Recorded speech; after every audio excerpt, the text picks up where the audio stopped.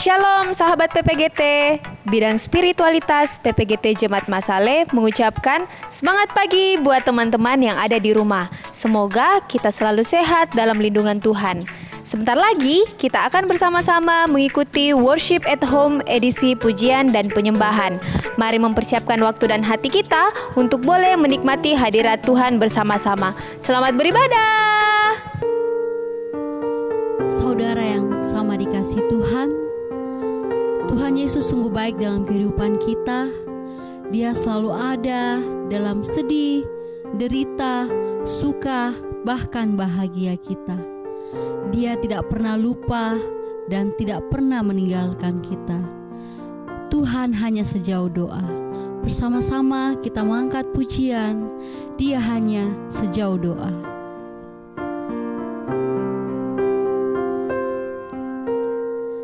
Bila kau rasa gelisah di hatimu, bila kelam kabut tak menentu hidupmu, ingat masih ada seorang penolong bagimu.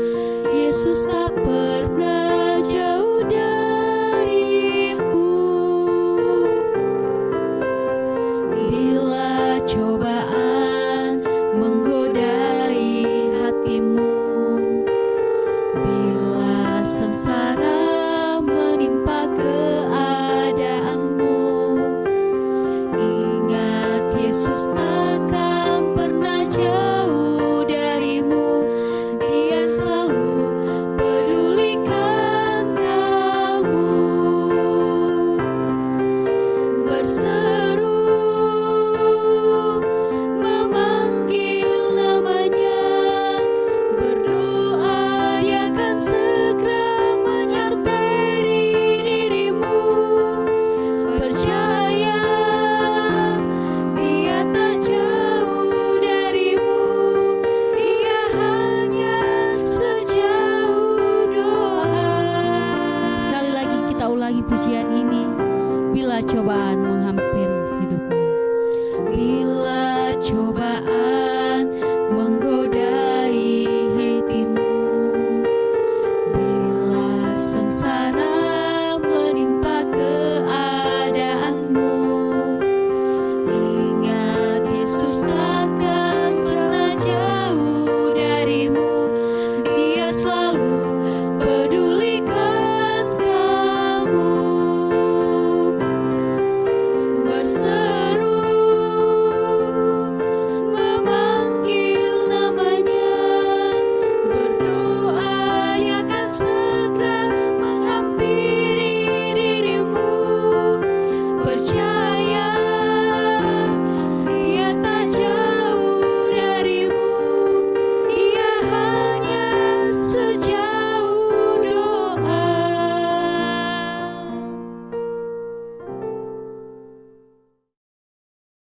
Ya, mari kita satu dalam doa. Kita berdoa. Ada ungkapan syukur ya Bapa, ada sukacita, ada penyembahan yang kami angkat kepadamu pada malam hari ini. Terima kasih untuk penyertaan Tuhan kepada kami semua hingga pada saat ini. Tuhan boleh mengumpulkan kami kembali untuk beribadah walaupun melalui virtual, namun tidak mengurangi sukacita kami untuk bertemu dengan Tuhan. Pada malam hari ini ya Tuhan, mendasari akan persekutuan kami akan mendengarkan kebenaran firman-Mu. Kiranya Tuhan boleh mencurahkan Roh Kudus-Mu kepada kami semua, memberkati kami semua yang boleh mengambil bagian di dalamnya, biarlah firman-Mu ini boleh tersampaikan dengan baik. Tuhan Yesus, ini doa kami, dalam nama Tuhan Yesus kami berdoa kepada Bapa di sorga. Amin. Iya, pembacaan kita pada malam hari ini kita ambil dari kitab Yesaya 49. Yesaya 49 ayatnya yang ke-8 hingga ayatnya yang ke-11, kemudian disambung dengan ayatnya yang ke-14 hingga ayatnya yang ke-18. Yesaya 49 ayat 8 hingga ayat ke-11 dan ayat 14 sampai ayatnya yang ke-18. Lembaga Alkitab Indonesia memberikan judul Sion Dipulihkan. Beginilah firman Tuhan, pada waktu aku berkenan, aku akan menjawab engkau, dan pada hari aku menyelamatkan, aku akan menolong engkau. Aku telah membentuk dan memberi engkau menjadi perjanjian bagi umat manusia, untuk membangunkan bumi kembali dan untuk membagi-bagikan tanah pusaka yang sudah sunyi sepi, untuk mengatakan kepada orang-orang yang terkurung, keluarlah, kepada orang-orang yang ada di dalam gelap, tampillah. Di sepanjang jalan mereka seperti domba yang tidak pernah kekurangan rumput, dan di segala bukit gundul pun tersedia rumput bagi mereka. Mereka tidak menjadi lapar atau haus. Angin hangat dan terik matahari tidak akan menimpa mereka, sebab penyayang mereka akan memimpin mereka dan akan menuntun mereka ke dekat sumber-sumber air. Aku akan membuat segala gunungku menjadi jalan, dan segala jalan rayaku akan kuratakan. Ayat 14 hingga ayat yang ke-18. Sion berkata, Tuhan telah meninggalkan aku dan Tuhanku telah melupakan aku. Dapatkah seorang perempuan melupakan bayinya, sehingga ia tidak menyayangi anak dari kandungannya? Sekalipun dia melupakannya, aku tidak akan melupakan engkau. Lihat, aku telah melukiskan engkau di telapak tanganku, tembok-tembokmu tetap di ruang mataku. Orang-orang yang membangun engkau datang bersegera, tetapi orang-orang yang merombak dan merusak engkau meninggalkan engkau. Angkatlah mukamu dan lihatlah ke sekeliling, mereka semua berhimpun datang kepadamu. Demikian aku yang hidup, demikianlah firman Tuhan. Sungguh mereka semua akan kau pakai sebagai perhiasan, dan mereka akan kau lilitkan seperti yang dilakukan pengantin perempuan. Amin. Sedemikian jauh pembacaan kita pada malam hari ini. Yang berbahagia ialah kita semua yang boleh mendengarkan firman Tuhan dan boleh melakukannya dalam setiap langkah kehidupan kita. Ya, pembacaan kita pada malam hari ini saya mengangkat satu tema, yaitu dia tidak pernah lupa. Iya, dia tidak pernah lupa. Ada sebuah kalimat yang mungkin kita sering dengar atau kita pun sering mengucapkan dalam kehidupan kita, yaitu apa jawaban doaku? Iya, saya mengingat bahwa firman Tuhan itu bagaikan pedang yang bermata dua, dia mengenai saya dan mengenai kita semua. Pada saat mempersiapkan ini saya pun bertanya-tanya, oh iya, sampai sekarang pun saya masih mempertanyakan apa jawaban doa saya. Saya tidak akan membahas tentang jawaban doa yang sering kali kita dengar, yaitu iya, tunggu, atau tidak. Kita tidak akan membahas lebih jauh tentang itu. Namun kali ini kita akan sharing bagaimana perjalanan hidup kita menemukan jawaban atas doa dan harapan kita itu sendiri. Iya, ada sebuah sejarah yang mencatat bahwa pada suatu masa ada sebuah katedral yang dibangun di Prancis. Nanti teman-teman boleh sharing atau cari di Google. Itu dibangun kurang lebih 4 abad 24 tahun, sangat lama. Jadi bangunan katedral itu dibangun mulai pada tahun 1115 dan benar-benar boleh dikatakan selesai pada tahun 1439. Sungguh sangat lama kalau menurut perhitungan kita manusia. Iya, orang-orang yang berada pada masa itu, orang-orang yang terlibat langsung ataupun tidak langsung, sudah tidak kita temukan ketika katedral ini sudah selesai dibangun. Tentu ketika orang-orang ini membangun, orang-orang ini pun memiliki tenggat waktu atau target untuk menyelesaikan katedral ini. Namun ternyata tidak sesuai dengan apa yang diinginkan.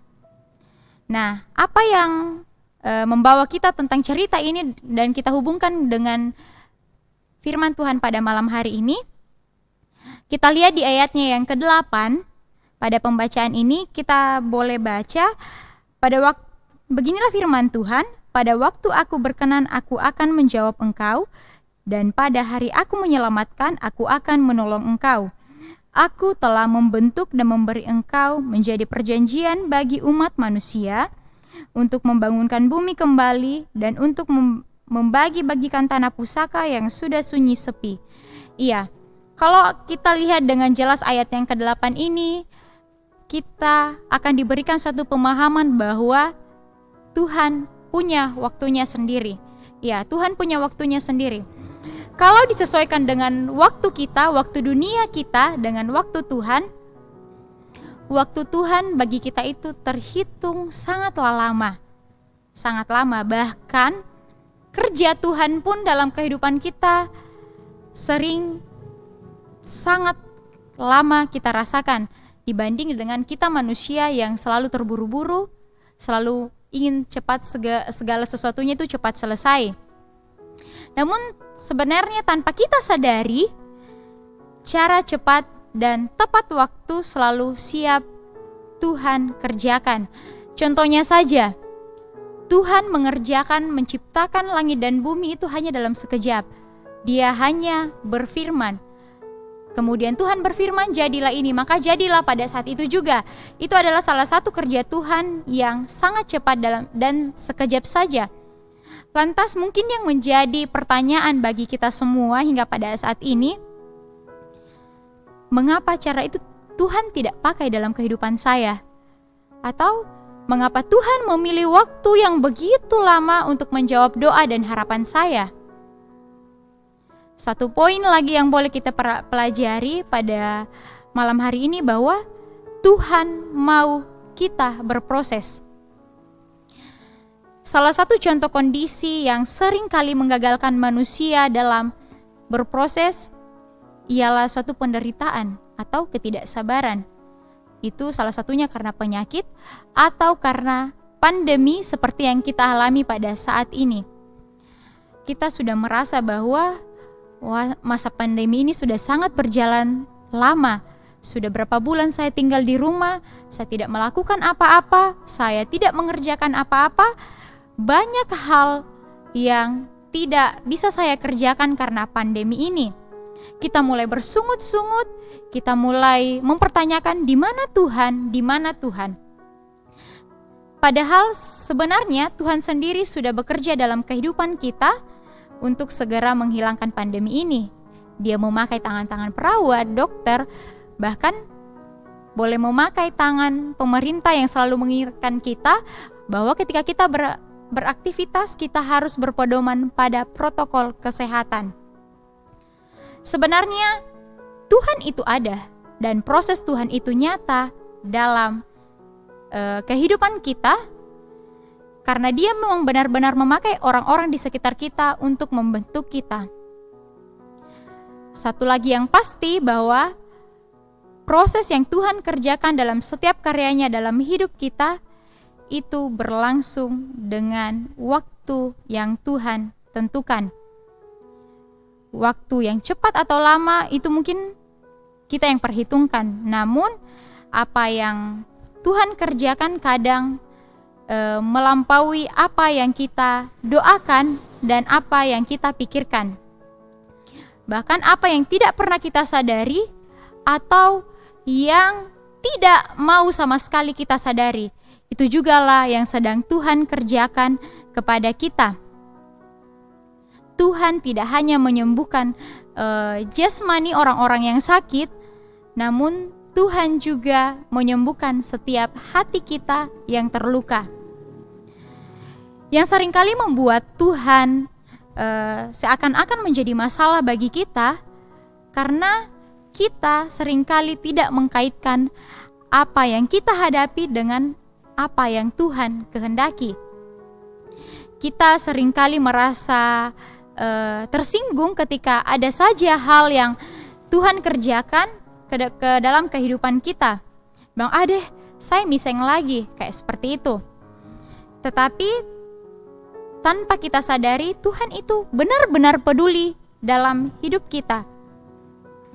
Kita adalah anak-anak Allah yang harus kembali kepadanya dalam keadaan yang istimewa. Itu adalah maunya Tuhan. Saat kita hanya peduli pada hal-hal yang sekitar kita, hal-hal duniawi kita, sebenarnya Tuhan pun sedang mengerjakan segala sesuatu yang tidak kita pedulikan.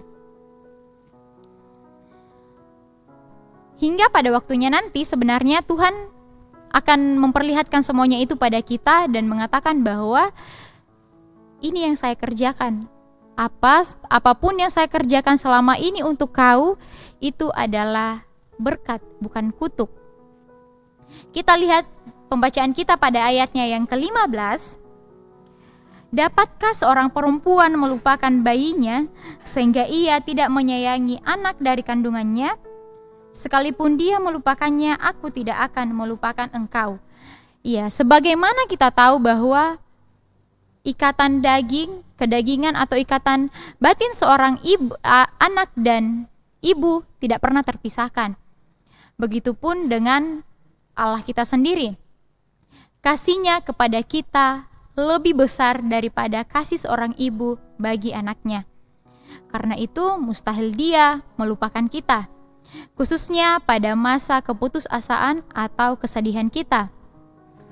Yang kedua, bahwa belas kasihnya untuk kita tidak akan pernah gagal bagaimanapun situasi hidup ini. Dia mengawasi kita dengan penuh kelembutan dan kasih, dan kita tidak dapat beristirahat di dalam keyakinan bahwa Dia tidak akan pernah melupakan atau meninggalkan kita. Kemudian bukti kasih Allah yang paling besar ialah boleh kita baca di ayatnya yang ke-16a. Lihat, aku telah melukiskan engkau di telapak tanganku. Di sini jelas bahwa Dia telah melukiskan kita di telapak tangannya sehingga kita tidak akan dilupakan Dia. Bekas suatu luka pasti akan selalu kita ingat kemanapun kita akan pergi. Begitupun dengan Tuhan, Dia melukiskan kita di tangannya sehingga Dia pun bisa melihat kita, Dia bisa mengasihi kita dimanapun, dan kita tetap di depan matanya sebagai tanda kasihnya yang besar. Kemudian, apa yang menjadi doa dan harapan kita ke depannya? Mari terus tetap andalkan Tuhan dalam kehidupan kita. Mari menjalani waktu Tuhan dengan mengerjakan tujuan yang mulia dalam kemuliaannya, mengerjakan yang benar dalam kebenarannya, menantinya dengan iman, pengharapan, dan kasih, karena masa penantian kita akan waktu Tuhan adalah masa di mana Tuhan mengerjakan segala yang baik bagi kita. Kita boleh buka bersama Roma 8 ayatnya yang ke-28. Firman Tuhan berkata pada Roma 8 ayatnya yang ke-28, kita tahu sekarang bahwa Allah turut bekerja dalam segala sesuatu untuk mendatangkan kebaikan bagi mereka yang mengasihi Dia, yaitu bagi mereka yang terpanggil sesuai dengan rencana Allah. Tuhan terus bekerja membentuk kita, Tuhan terus bekerja membentuk hati kita sampai kita dapat melihat dengan jelas bahwa hidup, harapan, dan tujuan kita tidak tergantung pada waktu manusia, melainkan pada Dia yang mempunyai waktu itu sendiri bagi kita. Kerjakan apa yang menjadi bagianmu dalam perkenaannya, maka Ia akan membereskan hal yang kita khawatirkan di depan kita. Selalu ingat, Dia Allah, Dia Bapa yang tidak pernah lupa akan keberadaan anak-anaknya. Terpujilah Kristus. Amin. Mari kita kembali satu dalam doa. Kita berdoa. Kami tahu dengan pasti ya Tuhan, bahwa di dalam setiap langkah kehidupan kami, Tuhan tidak pernah lupa akan keberadaan kami sebagai anak-anak-Mu. Kami tahu dalam setiap langkah kehidupan kami, setiap langkah kaki kami, Tuhan selalu ada bersama kami. Begitupun dengan sepanjang kehidupan kami tahu bahwa Tuhan ada menolong kami melalui proses yang Tuhan mau menurut waktu Tuhan. Ajar kami ya Tuhan untuk selalu mengandalkan Tuhan dalam setiap kehidupan kami. Ajar kami untuk selalu mengingat bahwa Tuhan selalu mempedulikan kami dan Tuhan tidak akan pernah meninggalkan kami. Pada malam hari ini ya Tuhan, kami pun berdoa untuk keadaan di negeri kami, terkhususnya pun di Indonesia dan Makassar. Kami tahu pandemi saat ini mungkin menyulitkan bagi kami semua karena begitu banyak hal-hal yang terkendala untuk kami kerjakan. Namun kami percaya melalui pandemi ini Tuhan pun boleh bekerja dalam hidup dan kehidupan kami. Kami berdoa untuk persekutuan kami PPGT. Tuhan memberkati setiap anak-anak-Mu yang berada di dalamnya, memberkati setiap program kerja yang boleh dikerjakan, biarlah nama-Mu tetap harum semerbak melalui apa yang kami boleh kerjakan. Tuhan memberkati anak-anak-Mu yang dalam masa pendidikan, pekerjaan, maupun yang dalam sementara mencari pekerjaan. Kami percaya bahwa pada waktunya nanti, Tuhan akan membukakan tingkap-tingkap berkat-Mu bagi mereka. Tuhan Yesus yang baik, kami pun berdoa buat pemerintah kami, mulai dari pusat hingga ke pelosok negeri ini. Tuhan kiranya boleh terus memakai mereka, jadikan mereka tangan-tangan kerja-Mu untuk menolong dan mensejahterakan akan negeri kami ya Tuhan. Tuhan Yesus yang baik, ini doa kami. Di dalam nama Tuhan Yesus kami berdoa kepada Bapa di sorga. Amin. Percayalah kepada Tuhan, Dia tidak akan pernah lupa. Tuhan selalu menepati janjinya kepada saya, kamu, dan kita semua. Mari bersama-sama kita mengangkat satu pujian. Tuhan tak pernah gagal. Kau yang lebih tahu cara untuk membuka jalanku. Engkau yang lebih mengerti cara untuk menolong hidupku.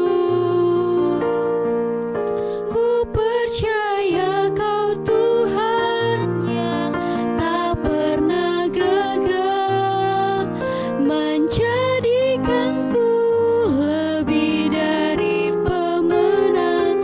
Ku percaya Kau Tuhan yang tak pernah lalai, menepati janji-janji-Mu. Kita ulangi pujian ini sekali lagi. Engkau lebih tahu. Engkau yang lebih tahu cara untuk membuka jalanku. Engkau yang lebih mengerti cara untuk menolong hidupku. Ku percaya Kau Tuhan yang tak pernah gagal, menjadikanku lebih dari pemenang. Ku percaya Kau Tuhan yang tak pernah lalai, menepati janji-janji-Mu. Demikianlah ibadah kita pada malam hari ini. Tuhan Yesus memberkati.